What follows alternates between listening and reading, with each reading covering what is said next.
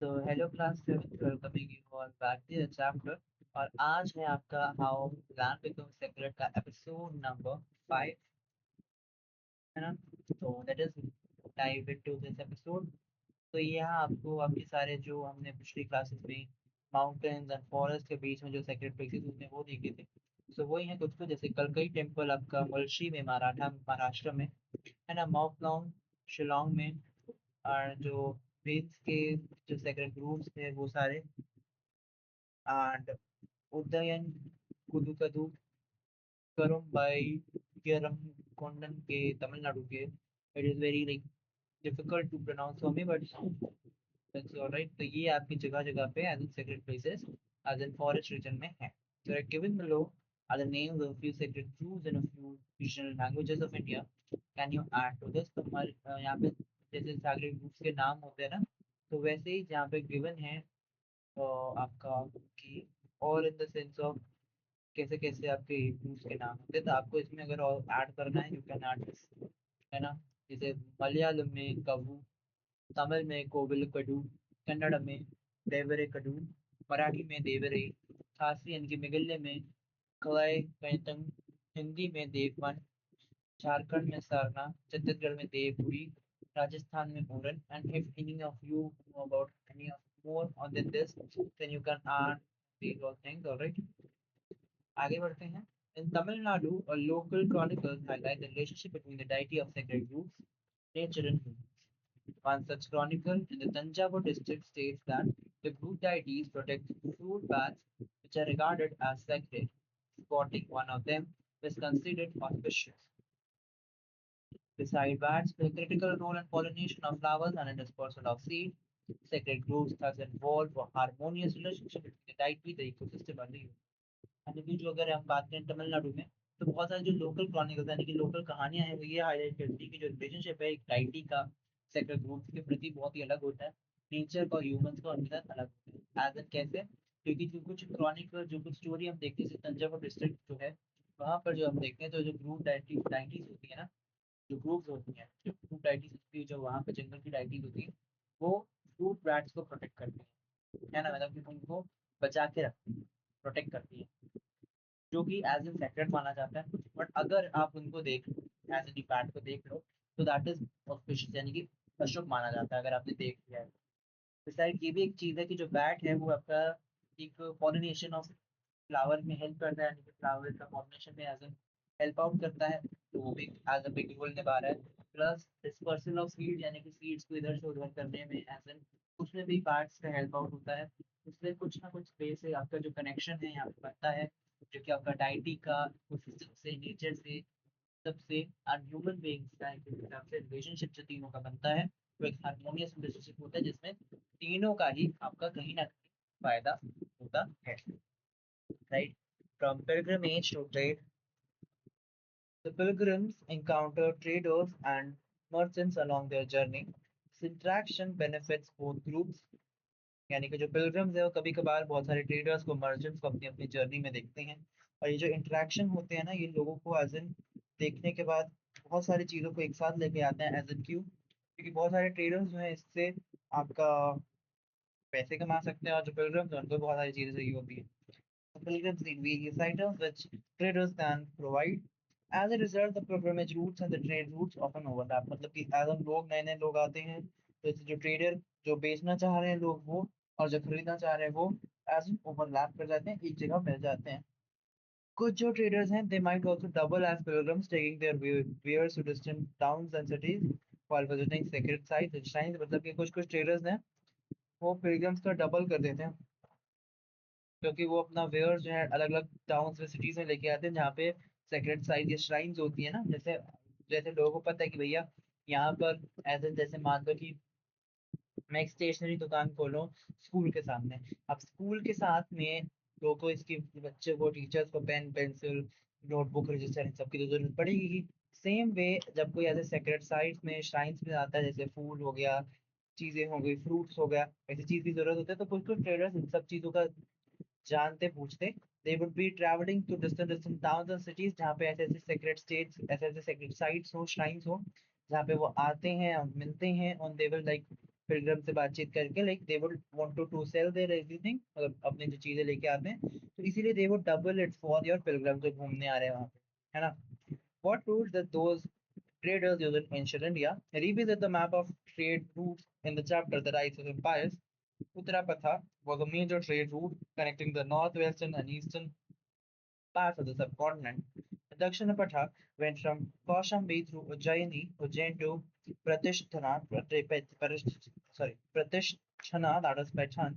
And as you know, some of the goods traded along these routes include precious stones like shells and bowls, coins and golds, and diamonds, as well as cotton, spices and sandalwood. So ये सारे जो चीजें होती हैं, वो सारी आपकी चीजें आती हैं एज एन आपके एम्पायर्स के बनते से, ठीक है। और ये जो रूट्स थे आपके पहले के जमाने में, वो एंशियंट इंडिया में भी हैं, और ये आपने जो चैप्टर है द राइज ऑफ एम्पायर, वो आप अपने हिस्ट्री की उसमें पढ़ेंगे, तो जब पढ़ेंगे तब देखना। तो उसमें जो ये ट्रेड रूट थे, यहाँ पे बताया गया था कि जो उत्तर पथा था, वो आपके नॉर्थ वेस्ट साइड को ईस्टर्न पार्ट से सब कॉन्टिनेंट के कनेक्ट करता था, यानी कि दक्षिण पठा था उस, यानी कि Uttarapatha means north western side, to the Dakshinapatha means southern side and eastern side kind of, sorry दक्षिण, या राइट। तो ये आपके जगहों का है, और ऑल्सो जो रूट्स हैं, यहाँ पे गुड्स तो ट्रेड किए जाते ही थे, बट ऑल्सो बहुत ज्यादा शेल्स, पोल्स, कॉइन, गोल्ड्स, ये सब भी, इन सब का भी ट्रेड होता था, राइट। तो यहाँ पे देख सकते हैं आप, ये क्वेश्चन लिखा हुआ है that take a sheet transparent paper that can be used for tracing. Trace a map of the trade routes from the chapter The Rise and trace it on the top of the map of the important तीर्थास. What do you think? तो उनकी तीर्था का map, और जो important trade routes है chapter का the rise of empires, उसका आप देख सकते हैं। द राइज ऑफ एम्पायर्स जब भी चलेगा, आई गेस चल रहा होगा साथ में, या जैसे भी, I don't know about history का अभी फिलहाल, but whenever this chapter will be, so आप देख सकते हो। तो अगर आप कंपेयर करोगे ना उसका रूट्स एंड इसका तीर्थ यात्रा का, तब ये देखोगे बहुत ज्यादा जो है एक साथ मिलते हैं, ओवरलैप करते हैं। जैसे कुछ कुछ जो इंपॉर्टेंट जगहें हैं, वो आपके दोनों का, यानी कि ट्रेड का भी और पिलग्रमेजेस का भी सेंटर माना गया है ना। तो ये काइंड ऑफ सेम जगह पे बनते हैं, क्योंकि यहाँ पे चीजें जो है एक्सचेंज होती है, एज एन ये रूट्स जो है आपका दोनों चीजों को, यानी कि कल्चरली और इकोनॉमिकली एज एन ग्रोथ लेके आते हैं, राइट। क्योंकि पिलग्रम को, लोगों को जो चीजें चाहिए होती हैं वो ट्रेडर्स लेकर आते हैं, तो उनकी भी डेवलपमेंट हो जाती है, और उनको जो चीजें होती हैं their needs also gets fulfilled. This is only the thing that when they compare the maps of ancient trade routes and pilgrimage routes, we observe that many of them overlap. Important towns and cities were the centers of both trade and pilgrimage. Traders and pilgrims travel along the same routes, which helped in the exchange of goods, ideas, languages, culture, religious beliefs. As a result, these routes promoted economic growth as well as cultural integration across the Indian subcontinent. Pilgrimage routes also encourage the development of markets in settlements along the way. Alright, so जितनी settlement थी, जितने cultural exchanges थे, जितनी development थी, उनको भी ये लोग थोड़ा बहुत मद्देनजर रखते हुए काम करते हैं। सेक्रेट ज्योग्राफी बियॉन्ड इंडिया, यानी कि इंडिया के अलावा भी क्या क्या चीजें हैं बाकी, मतलब as an secretness, as an secret geography हमने इंडिया के उसमें तो देख ली, बट बियॉन्ड इंडिया, इंडिया के बाहर भी कैसी चीजें हैं वो भी हम देख लेते हैं। So let us see, the concept and the practice of sacred geography are not unique to India. Ancient Greece had many sacred landmarks, from mountains to sacred groves. The Native American used to have a special bond with nature, which they viewed as sacred. यानी कि सिर्फ और सिर्फ ये जो सेक्रेटनेस geography का जो practice है, वो सिर्फ और सिर्फ इंडिया में नहीं है, इंडिया में के लिए नहीं है, और भी जगह पे होती है। जैसे कि जो आपका ग्रीस, जो पहले का ग्रीस था, वहाँ पे बहुत सारे सीक्रेट लैंडमार्क्स देखने को मिलते हैं, जैसे कि माउंटेन से ले लेके आपके जंगलों तक, वहाँ पे बहुत सारे सीक्रेट लैंडमार्क्स मिलते हैं।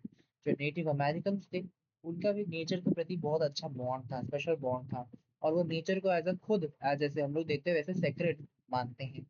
The Maoris, the indigenous people of New Zealand, regard the Taranaki Maunga mountain as their ancestor and therefore as sacred. After many representations by the Maoris, a law recently granted this mountain the right and responsibility of a human being, an acknowledgement of the Maori worldview. मतलब कि जो माओरीज होते हैं ना, माओरीज मतलब कि जो New Zealand के इंडिजिनस पीपल होते हैं, वो तरनकी मोंगा माउंटेन को अपना एंसेस्टर मानते हैं, और वो इसको सेक्रेड मानते हैं ऑब्वियसली। और जो इसकी रिप्रेजेंटेशन है वो माओरीज के प्रति होती है, तो इसीलिए इसके प्रति एक लॉ, इसके लिए एक लॉ आया गया, जो कि इस पहाड़ को वो सारी राइट्स एंड रिस्पॉन्सिबिलिटीज देते जो कि ह्यूमन बीइंग की होती हैं, जो कि एक माओरी समाज के प्रति एक एक्नॉलेजमेंट है ना। The elders of the community represent the voice of the mountain or river threatened with destruction, which ensure that the sacred places are not exploited and degenerated. मतलब कि जो इनकी आवाज बन के आते हैं, जो इस कम्युनिटी के मौरी कम्युनिटी के बड़े लोग होते हैं, एल्डर्स होते हैं, वो लोग इसकी आवाज बन के आते हैं, जो कि इनकी कोई भी दुख दर्द एज इन कोई भी इनको डिस्ट्रक्शन पहुंचाता है, इनको जंगलों में, इनकी नदी से, इनके पानी से, इनके माउंटेन से, तो ये उसके प्रति बोलते हैं। और ये आपका एज इन ये काइंड ऑफ ये भी काम करता है कि ये आपकी जो सेक्रेट प्लेसेस है उनकी कोई भी एक्सप्लॉइटेशन ना हो, कोई भी चीज खराब ना हो, या चीज डीजेनरेट यानी कि गलत गंदी इन द सेंस डीजेनरेट ना हो, है ना। Restoring and conserving the sacred, ठीक है। यानी कि यहाँ पे आप देख सकते हो कितना गंद है ना, रिवर्स के यहाँ पे प्लास्टिक में, ये देखिए, है ना। प्लस ये देखिए काऊ भी आई गेस पूरा कह रही है, खा रही है। You can see that these pictures of places and animals that are considered sacred, the Yamuna in the north, the Mahanadi in the east, or the Kaveri in the south, all are sacred rivers. How come they have become so populated? Are there sacred places in your locality region that have been similarly polluted or degraded by human activities? Whose responsibility is it? अब जैसे अगर हम देखो, अब हम उनको पूछते हैं, जिसको मैंने इतना बोला कि हम पूछते हैं, इसको साफ सफाई रखते हैं, प्रोटेक्शन रखते हैं, बट देन ऑल्सो यहाँ पर जो इसको हम वर्शिप करते हैं, वो इतनी से इतनी गंदी हो रही है। देख रहे हैं आप लोग, तो यही है कि बहुत ज़्यादा जो आपकी सेक्रेट प्लेसेस होती हैं, तो आपकी पॉपुलेशन की वजह से, प्लास्टिक की वजह से, सीवेज की वजह से, इंडस्ट्री की वजह से, और बहुत सारी ह्यूमन की एक्टिविटीज, यूजलेस, केयरलेस एक्टिविटीज की वजह से खराब होते हैं, राइट।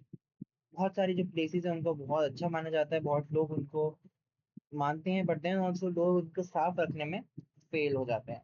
जैसे इन सारी जो चीजें हैं, इनको प्रोटेक्ट करना इनकी रिस्पॉन्सिबिलिटी सबकी होती है, तो इससे जो सिटीजन है उनको ये सारी चीजें जिससे खराबी हो, वो चीजें बंद रखनी चाहिए, एज नहीं करना चाहिए। गवर्नमेंट लोगों को भी आज ये सारे इसके लिए अच्छे अच्छे लॉज एंड चीजें लानी चाहिए जिससे अवेयरनेस फैले।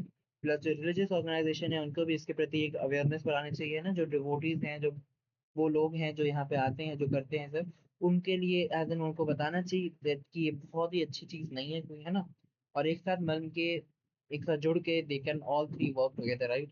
तो वही यहाँ पे लिखा हुआ है that yes, many sacred places have become populated due to increasing population, plastic waste, sewage, industrial waste, and careless human activities.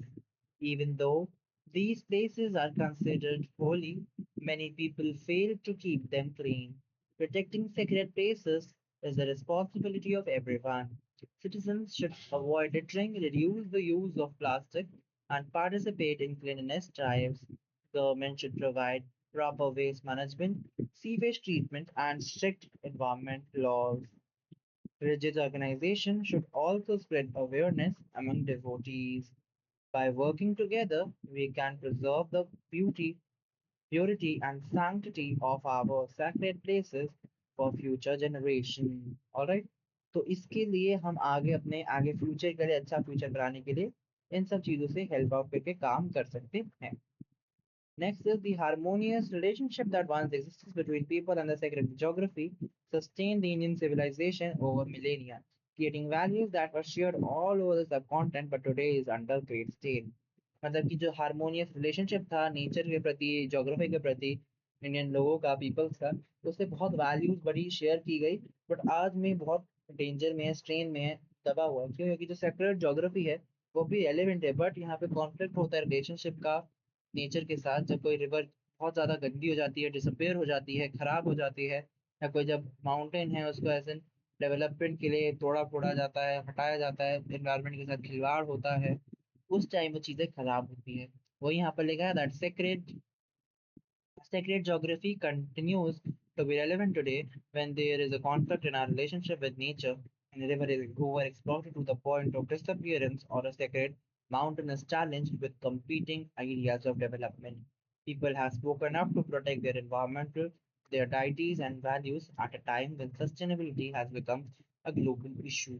A worldview that embeds sacred geography has a significant contribution to make. यानी कि जो लोग हैं उनको अपनी geography, अपनी secular geography के प्रति देखभाल करनी चाहिए, सस्टेनेबिलिटी के साथ अपने इसमें कंट्रीब्यूशन देनी चाहिए, and you should develop this, protect this, अपने डाइटी के लिए, अपने इन्वायरमेंट के लिए, अपनी वैल्यूज के लिए, you should not harm this as any way.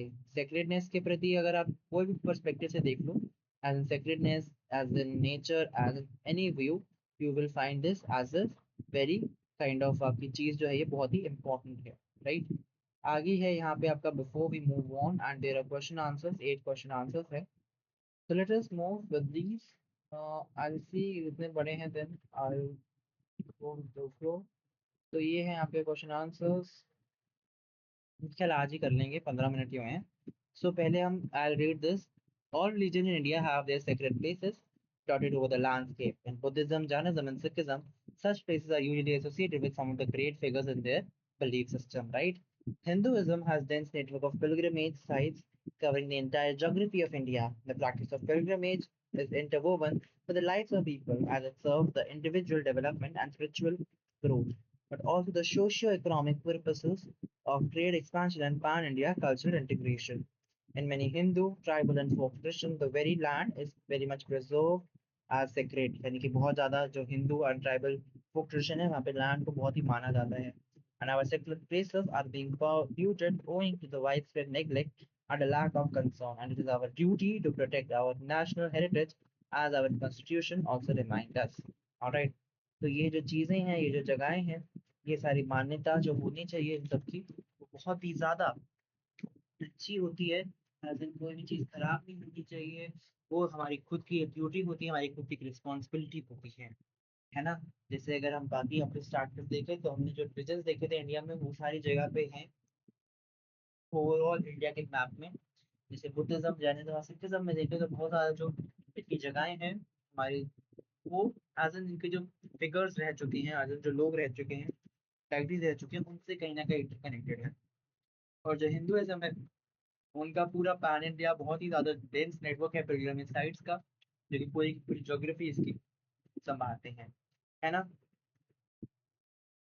So now let us move forward with the question answers. Read David Suzuki's statement. What does it mean? What implication does it have of our action towards air, water, land, trees? So क्या है? The way we see the world shapes the way we treat it.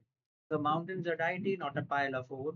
If a river is one of the veins of the land, not potential irrigation water. If a forest is sacred grove, not timber. If other species are biological kin, not resources. Or if the planet is our mother, not an opportunity, then we'll treat each other with greater respect.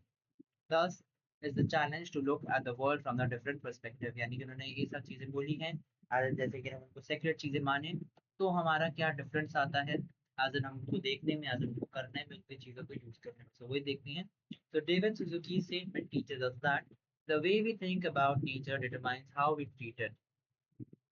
If we consider mountains, rivers, forests, and earth as sacred rather than merely resources for human use, we will naturally protect and respect them. मतलब कि उनकी जो statement है वो ये बताती है कि हम नेचर को उस चीज़ों से ना देखें कि भैया लकड़ी है, फॉरेस्ट है तो हमें लकड़ी मिलेगी फर्नीचर बनाने में, हम कहीं जो रिवर है हमारे पानी का यूज में आएगी। अगर हम उसको इस सेंस से ना देखें, सेक्रेट सेंस से देखें, सेक्रेट पर्सपेक्टिव से देखें कि भैया हमारे जो माउंटेन्स हैं, हमारे रिवर्स हैं, फॉरेस्ट हैं, हमारी जो पृथ्वी है, अर्थ है, इसको सेक्रेट माने, तो हमारा जो देखने का नजरिया है वो चेंज होगा। हमको एज एन ये एज अ रिसोर्स नहीं दिखेंगे हमारे लिए, हमारे यूज के लिए, बट हमें ये एज एन ये दिखेंगे कि ये भी नेचर की चीज है, हमें इनको प्रोटेक्ट करना है, हमें इनकी इज्जत, इनको रिस्पेक्ट देनी है, राइट। जो आइडिया है ये हमें इंकरेज करता है जिससे कि हम और ज़्यादा चीज़ें बचा पाएँ, फॉरेस्ट बचा पाएँ, पॉल्यूशन कम करें, पानी बचाएँ, पेड़ उगाएँ और वाइल्ड लाइफ और नेचुरल रिसोर्सेज को अच्छे से यूज़ करें, प्रोटेक्ट करें, है ना? तो ये आपका काइंड ऑफ नेचर की रिस्पेक्ट करवाता है और बैलेंस लेके आता है आपका इकोलॉजी में, और ये आपका एक एनवायरनमेंट अच्छा सा बना के रखता है आने वाली जनरेशंस के लिए भी।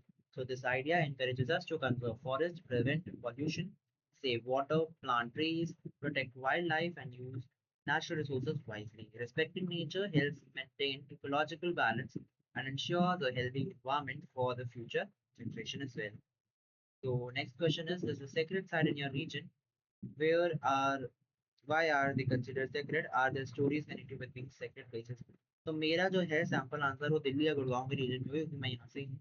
तो जो sacred religion sorry region sacred places जो है मेरे रीजन में, जैसे कि गुरुद्वारा बंगला साहिब, गुरुद्वारा शीशगंज साहिब, है ना, शीतला माता मंदिर गुरुग्राम में है, कालका जी टेम्पल, जामा मस्जिद, ये सारी जो चीज़ें हैं ये सारी जो चीजें हैं इनको सेक्युलर इसलिए माना गया क्योंकि अपनी अपनी रिलीजियस एक्टिविटीज फिगर्स इवेंट से कनेक्टेड है। जैसे गुरुद्वारा बंगला साहिब जो है तो गुरु हरकृष्ण जी के लिए उनसे कनेक्टेड है क्योंकि उन्होंने एक एपिडेमिक में लोगों की यहाँ पे सहायता करी थी, हेल्प करी थी। तो दैट इज वाई तो सीर खान साहब है वो गुरु तेग बहादुर जी की शहीदी को मनाता है। यहाँ पर ही उनका शहीद हुए थे वो। शीतला माता मंदिर जो है वो शीतला माँ के उसमें है। यहाँ पे हजारों से ज्यादा डिवोटीज आते हैं। वेराज जो उनका कालका जी मंदिर है वो काली माँ की ऐसे डेडिकेटेड है। यहाँ पे भी लोग so ये चीजें हैं that these places are considered sacred because they are connected with important religious figures and historical events. Gurdwara Bangla Sahib is associated with Guru Har Krishan Ji who served people during an epidemic. Gurdwara Sheesh Chand Sahib commemorates the martyrdom of Guru Tegh Bahadur Ji. Shitla Mata Mandir is dedicated to Goddess Shitla and is visited by thousands of devotees. Kalkaji Temple is dedicated to Goddess Kali and people visit these places to pray, seek blessing, and celebrate religious festivals as well. Why are natural elements like river, mountain, and forest considered sacred? How do they contribute to our life? तो हम इनको secret क्यों मानते हैं? क्योंकि इनकी भी एक जिंदगी है। ये भी कुछ में भी इनकी जिंदगी है, इनके अंदर डिवाइन पावर्स हैं, है ना? और पुराने जमाने से लोग इनकी बहुत रिस्पेक्ट करते आते हैं, नेचर की बहुत रिस्पेक्ट करते हैं, वर्शिप करते हैं, है ना? तो जो रिवर है उसके लिए वो लाइक दे प्रोवाइड यार आपका ड्रिंकिंग वाटर, आपका इरिगेशन, माउंटेन्स, है ना? ये आपके रिवर्स का सोर्स होते हैं। ये इन्फ्लुएंस करते हैं आपके क्लाइमेट को, आपकी बायोडाइवर्सिटी को प्रोटेक्ट करके रखते हैं। फॉरेस्ट को प्रोवाइड करते हैं आपके ऑक्सीजन के साथ। और ये आपका मेडिसिन जो है उसको लाइक फॉरेस्ट आपका क्या नहीं प्रोवाइड करता है ना, oxygen, medicine, food, timber, shelter, each and everything they provide. And ये आपको कंट्रोल करता है आपके पॉल्यूशन को, आपके इकोलॉजिकल बैलेंस को मेंटेन रखता है। इसमें कोई भी नेचर में आपकी हर एक चीज़ को सेक्रेट रखता है, इंकरेज करता है लोगों को इसको प्रोटेक्ट करने में, कंजर्व रखने में हेल्प करता है ना? तो वही चीजें हैं that nature elements are considered sacred because they sustain life and they may believed to possess divine powers. Since ancient times, people have respected nature and worshipped it. Rivers provide drinking water and irrigation. Mountains are the source of rivers, influence climate and protect biodiversity. Forests provide oxygen, medicine, food, timber, and shelter to the wildlife. They also help control pollution and maintain ecological balance. Treating nature as sacred encourages people to conserve and protect it. जब लोग as in इसको as in sacred मानते हैं तो लोग इसको preserve करते हैं, कंजर्व करते हैं as an asset. Why do people visit tirtha और सेक्रेड साइट्स? तो सेक्रेड साइट या तीर्थ स्थल तो क्यों लोग जाते हैं वहाँ पे? तो जो लोग हैं वहाँ पे अपनी मन्नतें मुरादें करने के लिए, अपने रिचुअल्स करने के लिए जाते हैं जिससे उनका फेथ और स्ट्रेंथन हो। यहाँ पे अपना दिमाग को प्योरीफाई करने के लिए, अपनी इंटर शांति के लिए जाते हैं। और ये लोग यहाँ पे बहुत ज़्यादा मन्नतें को पूरी करने के लिए, अपने बाकी डिवोटी से मिलने के लिए, कुछ सीखने के लिए, या अपने कोई ऐसे फेस्टिवल है उसको मनाने के लिए ज़्यादातर लोग उसके लिए भी जाते हैं। So these people visit Tirthas to pray, seek blessings, perform religious rituals, and also strengthen their faith. Pilgrimages are believed to purify the mind and bring inner peace. People also visit sacred places to celebrate festivals, fulfill vows, and meet other devotees and learn about different cultures and traditions. Pilgrimages help preserve India's rich culture and spiritual heritage, right? How did the ancient pilgrimage route help in fostering trade? To the sacred sites help in developing the economy of the religion of the region? यानी कि जो पुराने pilgrimage routes थे कैसे वो आपके trade को foster करते थे, कैसे उसको समेटते थे, एंड जो सेक्रेट साइट्स थे वो कैसे आपकी इकोनॉमी को डेवलप करते थे। जो एंशियंट पिलग्रमेज रूट्स थे वो आपका मर्चेंट और ट्रेडर्स यूज करते थे। पिलग्रम्स जो थे, लोग जो मिलने यहाँ पे आते थे तो उनको कपड़े चाहिए होते, दवाइयाँ चाहिए होती थी, बर्तन चाहिए होते थे, कोई भी खाने की चीज़ कुछ भी चाहिए होता था, वो जो लोग वो ट्रेडर्स सप्लाई करते थे उनको देते थे।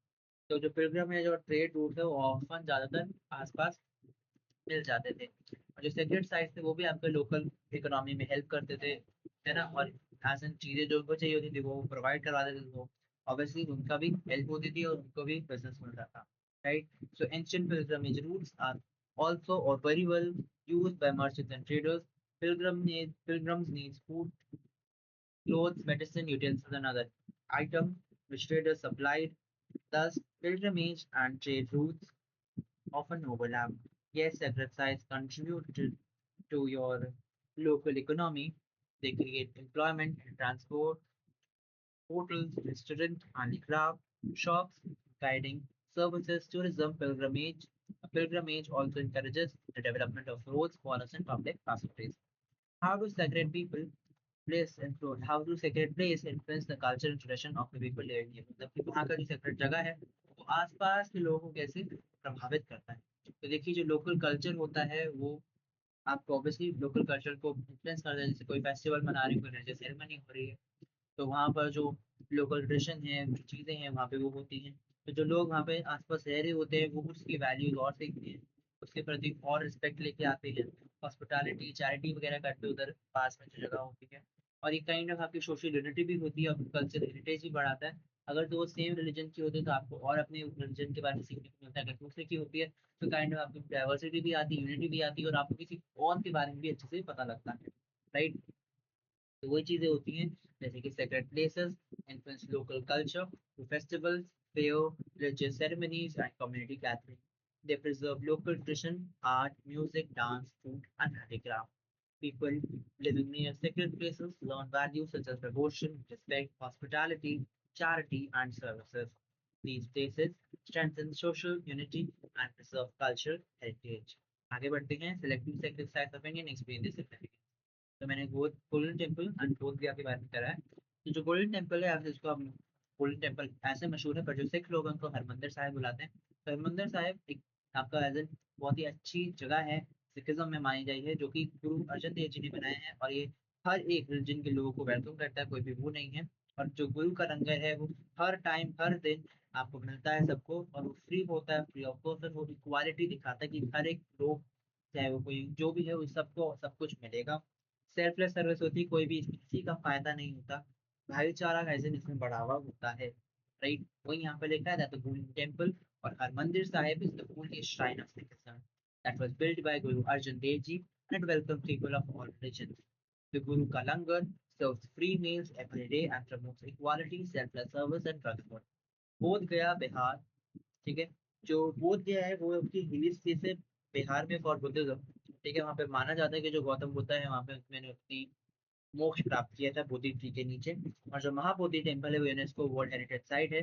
वो आपका पीस, विजडम और इन सबको कंपैशन को दिखाता है, राइट? सो बोध गया is one of the holiest places in Buddhism as well, and it is believed that the Gautam Buddha attained enlightenment under the Bodhi tree here, and the Mahabodhi temple जो है आपका UNESCO world site भी है। What are the two fold significance of तीर्थ यात्रा? तो to fold क्या है आपका? एक तो स्पिरिचुअल सिग्निफिकेंस होता है, जो लोग हैं जो जहाँ पे जाते हैं उनको हेल्प करता है उनके फेथ को स्ट्रेंथ करने में, डिवोशन प्रैक्टिस करने में, सेल्फ डिसिप्लिन पाने में, इनर पीस मन की शांति पाने में। फेयरवेल्स जो सोशल एंड कल्चर सिग्निफिकेंस क्या होता है, लोगों को जो अलग अलग रीजन्स के होते हैं उनको ट्रेडिशन, ट्रेड, टूरिज्म उनसे मिलाता है, प्रमोट करवाता है। अलग अलग रीजन के लोग होते हैं उनसे मिलते मेल मिलाप होता है और आइडियाज और चीजें एक्सचेंज होती हैं। सो spiritual significance that it helps strengthen their faith, practice devotion, develop self-discipline, and attain inner peace. Whereas social and cultural significance that connects people from different regions, promotes trade and tourism, encourages the exchange of ideas and tradition, and strengthens the cultural unity of India. So this is was it for your last great question. और इसी के साथ ही आपका chapter that was how land becomes sacred होता है खत्म। इस chapter के लिए इतना ही, and we'll meet you all very soon with the very next chapter, ठीक है? So how the land becomes sacred आपका एपिसोड नंबर 1 to 5 है I guess. So do not forget to watch all episodes।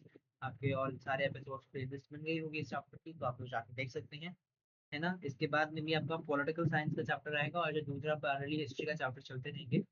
So will meet you all very soon with the next chapter. तब तक के लिए बने रहिएगा मेरे साथ, एंड बने रहिएगा इन द सेंस आप अपनी जो भी वीडियो है वो टाइम से देख लीजिए। कोई भी video backlog in the sense पीछे ना छूट गई हो। सो कोई भी आपको टॉपिक लगता हो नहीं आ रहा है, नहीं समझ में आ रहा है, जो हो चुकी है आप मुझे बता सकते हैं। आई कैन लाइक शॉर्ट में I can may be explain, comment कर दीजिएगा अगर कोई डाउट होगा तो, अदरवाइज इट्स फाइन। एंड या दैट्स इट गाइस। बाकी इसके बाद आपका नेक्स्ट वीडियो आपके नेक्स्ट चैप्टर में शुरू हम करेंगे बहुत जल्द, उसके भी आपको अपडेट्स आ जाएंगे इससे पहले maybe. So will meet you all very again, मतलब I will meet you all very soon with the very next chapter again. नहीं तो आप लोग मुझे हिस्ट्री में तो देखते ही है, सो वहाँ पर तो होता ही रहता है, चलता ही रहता है, बट पैरेलल चलता है। So yeah, that's it guys. Bye bye. Thank you all. And We'll meet you all very soon with the very next chapter. तब तक के लिए bye bye, bye bye and bye bye.